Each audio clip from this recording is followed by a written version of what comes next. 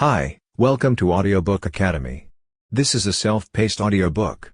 There's no need to keep an eye on things. Just pay attention. Thank you for taking the time to listen. This is a book summary of The Checklist Manifesto by Atul Gawande. Is there a product out there that can help us perform at a consistently high level, with little chance of error? What do you think? Well, this product could already be on the market. An eye-opening examination of the power of simplicity is provided in the Checklist Manifesto. There are many complex professions where a simple checklist can significantly reduce human error. In today's tech-centric society, it is easy to overlook the humble pen to paper the checklist. We're always on the lookout for the newest, shiniest gadgets that promise to make our lives easier and more convenient, and technology is often the go-to solution. Atul Gawande, a renowned surgeon and author, uses his own personal experiences and real-world examples to demonstrate how a simple checklist can make the difference between life and death. He is a general surgeon at Brigham and Women's Hospital in Boston and a professor of surgery at Harvard Medical School. In his view, checklists are not only helpful, but necessary for success when dealing with complexity. Checklists don't just help us get things done, they also help us do them correctly. Here are some examples of how checklists have been used to save lives in the hospital, to produce fine cuisine in restaurants, and to increase the likelihood of a high return on investment. As we go through the checklist, we'll learn about the power of pause points, team huddles, and how we only need 60 seconds or less to run through a checklist, mitigate avoidable mistakes, and consistently boost our performance. Data processing is an essential part of the knowledge worker role that many of us play in today's economy. Humans are imperfect, and we make mistakes. When it comes to workplace mistakes, there are two types of errors: errors based on ignorance and errors based on ineptitude. When a situation requires a know-how that is beyond our control and capacity, ignorance occurs. As long as we continue to learn and put forth our best effort, these kinds of mistakes are generally forgivable. However, there are times when we have the information but make a mistake because we either forget or overlook something. When we know exactly what to do but fail to put our know-how into action, this is what our author refers to as error of ineptitude. Have you ever sent an important email, only to discover a slew of spelling and grammatical errors when you reread it? A simple spell check before sending an email is easy to forget because we have so much information in our heads. It's the more serious consequences of incompetence, such as failing to check a patient's allergies, that concern our author. Over 13,000 distinct syndromes and diseases have been identified in the last few decades. Gawande thinks these kinds of errors are less forgivable in high-pressure, high-risk environments like medicine, where lives can be at stake. Thousands of drugs and procedures are also at the patient's disposal, to name just a few. It is impossible to constantly remember, organize, and apply the correct information in the correct manner. The World Health Organization estimates that 150,000 Americans die each year as a result of surgery, despite advances in the field. Human error is a major factor in half of all surgical deaths and serious complications, according to the most recent medical research. Aviation and medical industries have very different mindsets, according to Matthew Syed in Black Box Thinking. He claims that if medical professionals were more cooperative and collegial, they could drastically reduce the number of hospital-related deaths. There are many ways in which a simple oversight, such as not washing our hands or forgetting to have reserved blood on hand, can have a significant impact on the outcome of a situation. The volume and complexity of what we know has exceeded our individual ability to deliver its benefits correctly, safely, or reliably, says Gawande. It's just too easy for an otherwise competent doctor to miss a step, or forget to ask a key question or, in the stress and pressure of the moment, to fail to plan properly for every eventuality. As a result, checklists, which are one-page written guides for complex procedures, are essential for experts. Using a simple checklist can help us catch our mistakes in our attention, memory, and thoroughness. Checklists allow us to free up mental space to focus on the complexity of the task at hand. The year is 1930, and the date is October 30th. Model 299, nicknamed the Flying Fortress, roars down the runway, takes off smoothly, and rises to a height of 200 feet before coming to a stop. Then the unthinkable occurs. It stalls in mid-air and explodes upon impact with the ground. What's going on? Rather than a mechanical failure, the crash was caused by pilot error, according to crash investigators, who believe that either the pilot or co-pilot failed to turn off the gust locks. In order to ensure that Boeing's newest model could be used for military purposes, a group of pilots from the company came together to find a solution. They determined that they didn't need better aviation training, as the test pilot who flew the plane was highly competent and experienced. Neither did they need to improve the aircraft itself. Mechanically, It was faultless. What they needed was to mitigate avoidable human error. And to do this, they created a system to monitor the pilot's performance. The checklist saved Boeing from bankruptcy and ensured future flight safety. Pilots flying the Model 299 were able to fly the planes for a total of 1.8 million miles without a single accident. Boeing ended up selling 13,000 units, giving the U.S. Army an unprecedented air advantage during World War II.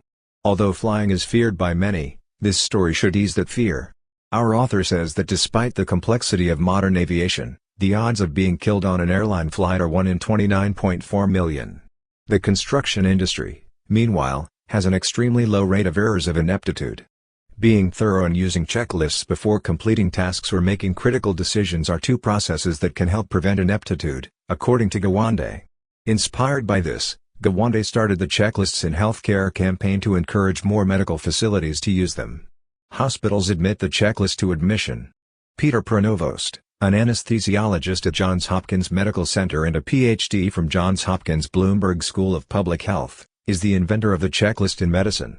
The success of Pronovost's 5-step checklist was largely dependent on the ability of nurses to remind doctors if they were remiss in following the instructions when inserting a central venous catheter. The steps were simple: wash hands with soap and use chlorhexidine antiseptic to clean the patient's skin before inserting the catheter. Pronovost teamed up with the University of Michigan in 2003 to study how a checklist could reduce infections in Michigan's intensive care units. In the first 3 months of the project, the infection rate dropped by 66%, and in its initial 18 months, they estimated that the initiative had saved the state an estimated $1 million. Inspired by Pronovost, Gawande's public health research involved working with the World Health Organization to create the Safe Surgery Saves Lives program, which required participating hospitals to use a checklist before any surgical procedure. The program's results were astounding, with a 47% decrease in surgical death rates across the 8 participating hospitals. Gawande even recognized this as a breakthrough in public health. The sexy solution, as Gawande calls it, may be simple, but it is a low-cost method for effectively preventing preventable errors, saving lives, and guaranteeing the best surgical outcome. Additionally, checklists aid in our ability to work as a team. In today's world, we don't need a lone hero, but rather a team of experts who work together. A checklist is essential for teamwork, but not without it.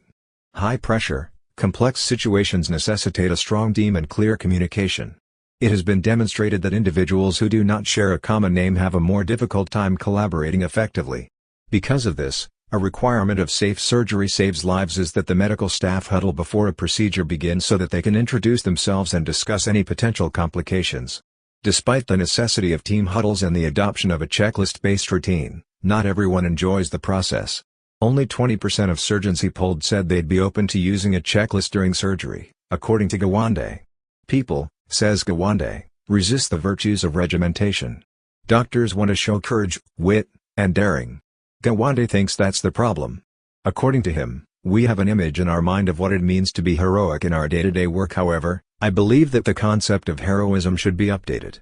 Captain Sully, the heroic pilot who safely landed a commercial plane on the Hudson River, is a name you're likely familiar with. During takeoff on January 15, 2009, his plane collided with an enormous flock of geese and both engines were out. A checklist was used by him and his co-pilot in order to accurately assess the situation and take action despite the intense panic and pressure. In the end, he decided to make an emergency landing in the Hudson. Pilot Chesley Sully Sullenberger was quickly elevated to hero status by the media. It's hard to argue with Sully on this point. The pilot and his co-pilot both displayed courage, but they also methodically went through a list of possible outcomes before landing safely. They adhered to their rigid discipline. They went through their series of checks, Gawande says. To be effective, a checklist must be brief, precise, and unambiguous in order to unite teams. Daniel Borman, a veteran pilot and self-described checkers expert, can shed some light on the subject. Straightforwardness is the key. To begin, we need a definite pause point. Pause at a specific point in the day to check off the items on your to-do list. Before anesthesia, before incision, and before exiting the operating room are examples of these points. Quickness is key when creating a checklist. Checklists should be completed in less than a minute. We won't be able to resist or take shortcuts if we wait any longer. The ideal number of items to include is 5 to 9, and each item should be written in clear language. There should be no ambiguity or room for misinterpretation. A killer item should be included in every checklist. These are items that, if missed, would significantly influence the quality of our work or put lives at risk. This could serve as a reminder to medical personnel to check on a patient's allergies prior to surgery, for example. We also need to pay attention to how we cross things off our lists.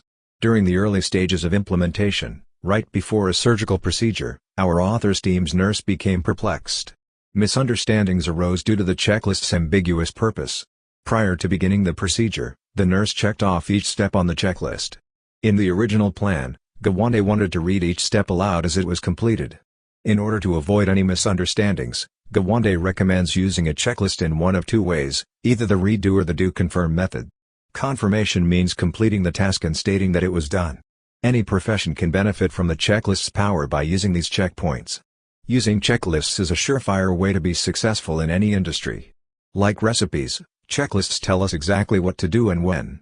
Chef Jody Adams' success is no doubt due in part to the use of checklists.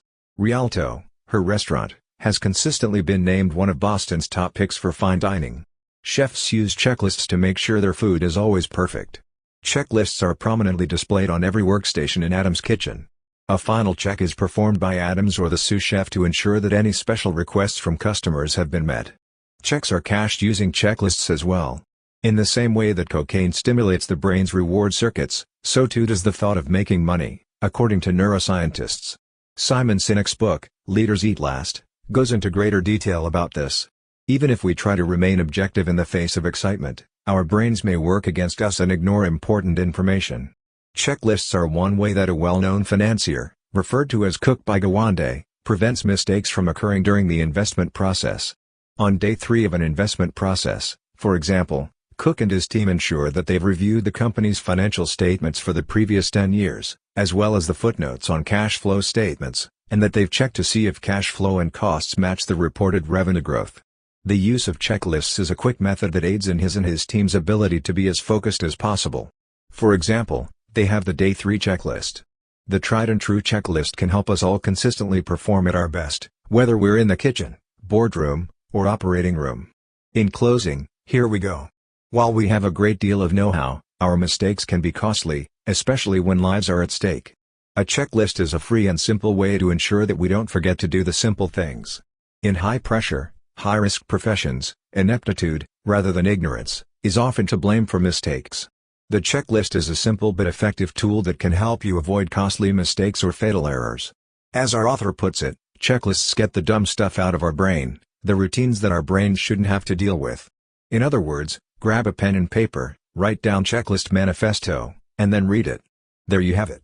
Thank you for listening in Audiobook Academy. Please don't forget to subscribe for more content like this. See you in next audiobook.